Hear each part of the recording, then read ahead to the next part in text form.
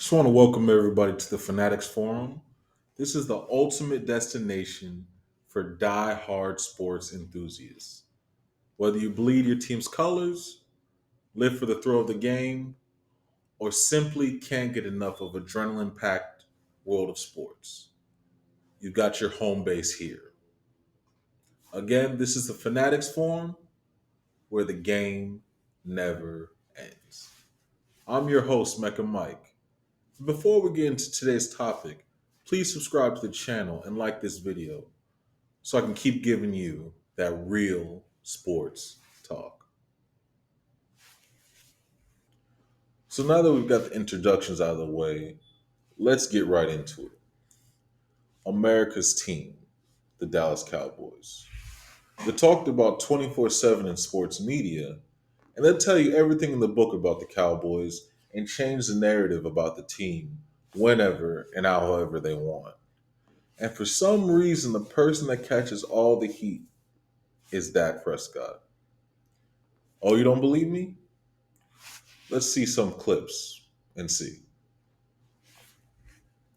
Overall first take about this 42-10 butt whooping by the 49ers. Dak Prescott sucks. Oh my God. Commercial break. Good to see him walking back to the locker room. And you'll see the contact. The Muskies are always with a player, but certainly. We kidding here. Right now the jokes is over. It's Dak Prescott. I told you guys. That's what happens when you make him have to throw the ball. He had 3 picks. 3 of them. He had more picks than girls on Instagram taking pictures. I mean, what can we say about this? Seriously though. So when you ask me who's more embarrassed, ask me Dak Prescott. I mean, he told the world that, hey, listen, you like my cowboy hat for first? He told the world, oh, I won't throw 10 picks. Well, darn, you got 4 already. We got, what, this game week 5? You turn into a cowboy. Darn. Interception game. You're saying Dak's done in Dallas? Let me tell you why I feel this way. Unless Dak Prescott took them to the NFC Championship, takes them to the NFC Championship game or the Super Bowl, which we know ain't gonna happen. The bottom line is, I think this is it for Dak Prescott. I think this is last year in Dallas. So tell me. All those clips were from this year. And the funny thing is that Dak is the only quarterback that they'll say is trash. But when you ask them why, usually it's a talking point from the major sports networks. For example, they told you early on in his career that Dak is a game manager and that he can't throw that deep ball. Well, if you look at his stats each year, when you don't include the ones where he's missing basically the whole year due to injury, his passing yardage increases year over year. So how can you not throw the deep ball and increase your yardage each year if you can't throw or you're just managing the game? The next narrative that you'll hear is that he has a stacked team. So how can he lose? Well, most of those stacked teams that they're talking about are when they got Amari Cooper. And let's look at those seasons with Amari Cooper. Okay, the first year that they had Amari Cooper was 2018. They finished that season with a 10-6 record, and they beat Russell Wilson and the Seahawks in the wild card game back when the media liked Russell Wilson and everyone was telling you he was a top 5 quarterback. And they lost the Rams in the division round due to the defense not being able to stop the run. And they allowed 2 running backs to go for 100 plus yards. And even with that, Dak kept the game within 8 points. Okay, now 2019 with Amari Cooper. They fired the offensive coordinator, Scott Linehan, because of his terrible play calling and predictable offense, and hire Kellen Moore, Dak's old backup.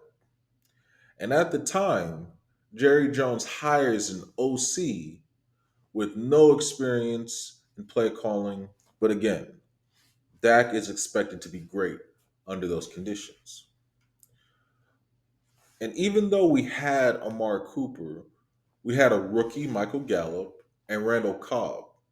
And Cobb was supposed to be that breakout wide receiver to help the offense.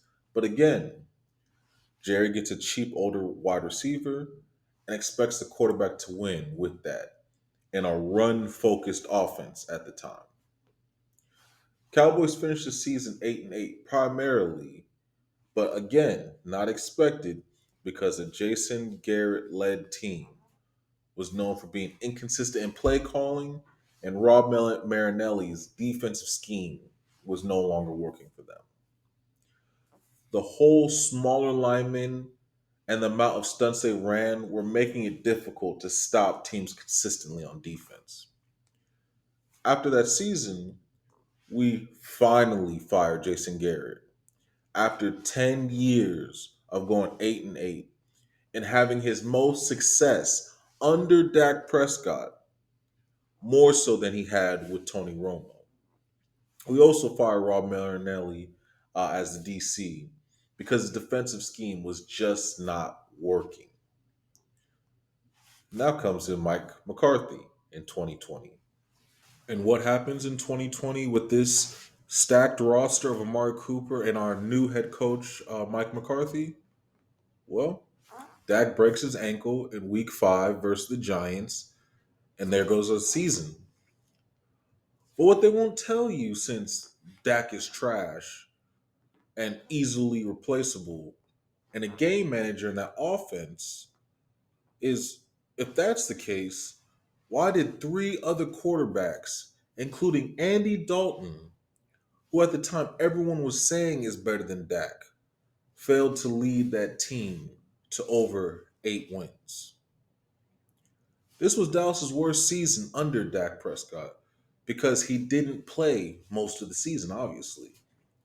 And Cowboys finished the year with 6-10, 6-10. And that same year, they drafted CeeDee Lamb. So again, 2 wasted years of Jason Garrett with Amari Cooper, and CD is just a rookie in 2020. And obviously a third wasted year because Dak had a season-ending injury. Now, 2021, the season we have Amari Cooper, CeeDee Lamb, and Michael Gallup.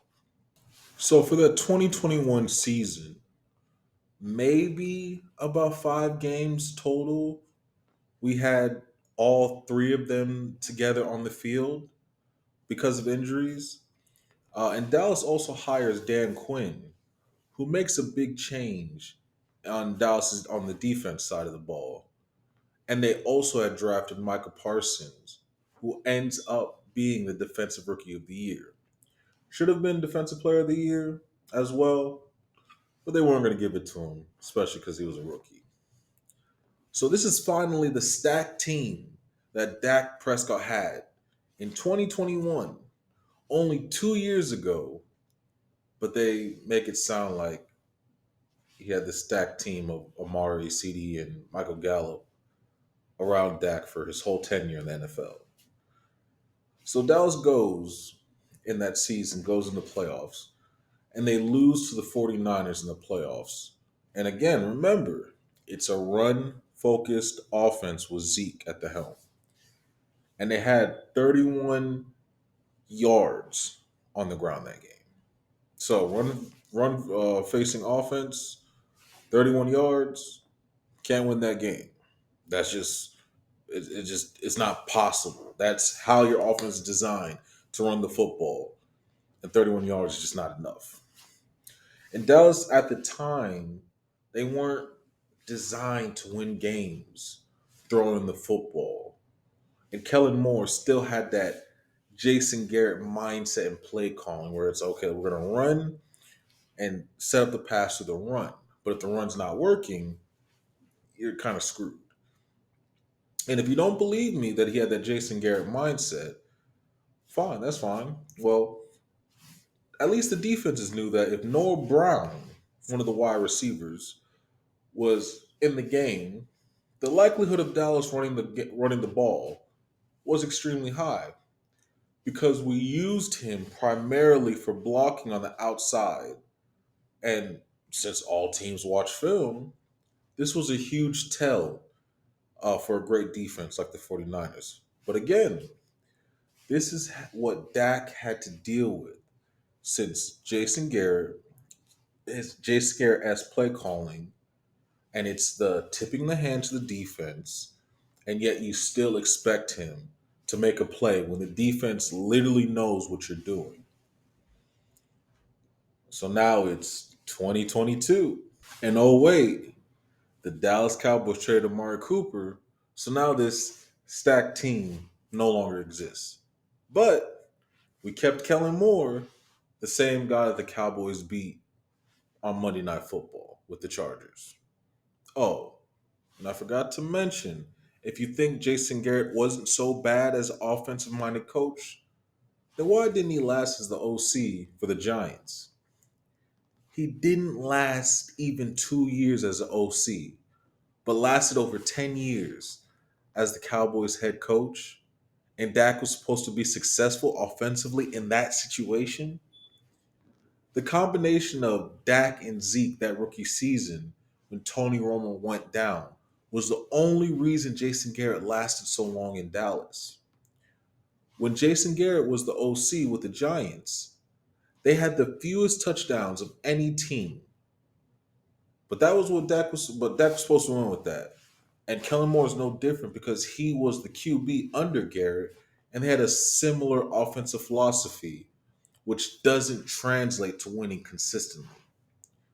But with all that, the media will tell you that Dak Prescott is trash and had a stacked team and doesn't deserve his contract when the year he broke his ankle, a veteran like Andy Dalton couldn't fill that position to save his life.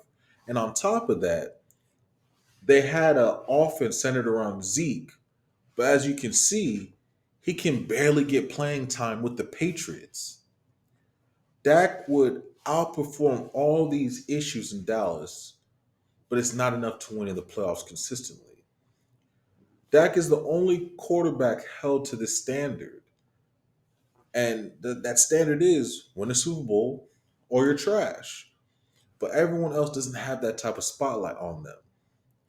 They told you that he had an interception problem. But when he doesn't throw picks, as many picks as he did last year, he can't throw at all. But we just saw Jalen Hurts throw 3 picks, just like Dak. But sports media didn't care.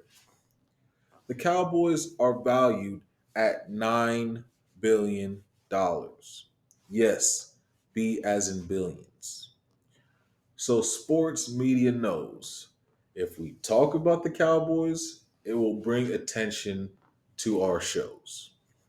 You literally have sports analysts making careers off trashing the Cowboys because it'll go viral on social media and allow them to build an audience and gain viewership so they can in turn use it as a negotiating tool to gain more money. It's very simple. You don't hate Dak because you want to. You hate Dak because it's cool to do it. You can hate the Cowboys and Dak Prescott all you want, but numbers don't lie. You don't believe me? Fine. Let's take a look. So let's get into the numbers. So in 2022, which was just last year, this is the viewership report that the NFL had put out. Over 185 plus million people watched NFL games in 2022. So that averaged about 16.7 million viewers per NFL game. And look at that interesting statistic at the bottom. The top 5 games of the 2022 season. And guess who's in 4 of them? Obviously, number 1, Cowboys and Giants, 42.1 million. And at number 3, Dallas and Green Bay, 29.2 million. At number 4, Dallas versus Eagles, 27.8 million viewers. And at number 5, 27.7 million viewers when they played Minnesota. So, as you can see, based on the numbers, people watch the Cowboys. You cannot be in 4 out of the top 5 games and then wonder why people cover the Cowboys like crazy and why they're a $9 billion organization. Because people watch. And when it comes down to money, the more viewers you have, the more money you get. So the media will over saturate you with Cowboys content because they know if you talk about the Cowboys, people will tune in. It's as simple as that. As you can see, based on the numbers, people watch the Cowboys. You cannot be in 4 out of the top 5 games and then wonder why people cover the Cowboys like crazy and why they're a $9 billion organization. Because people watch. And when it comes down to money, the more viewers you have, the more money you get. So the media will over saturate you with Cowboys content because they know if you talk about the Cowboys, people will tune in. It's as simple as that. Viewership equals money. And talking about the Cowboys, because they are the most watched team, makes sports media networks money. So, based on all this, you can now realize and understand why it's Dak Prescott versus everybody. So I want to thank you guys so much for watching this video, and I hope you enjoyed this real sports breakdown. And don't forget to subscribe and like this video. This is the Fanatics Forum where fans can talk about that real sports talk.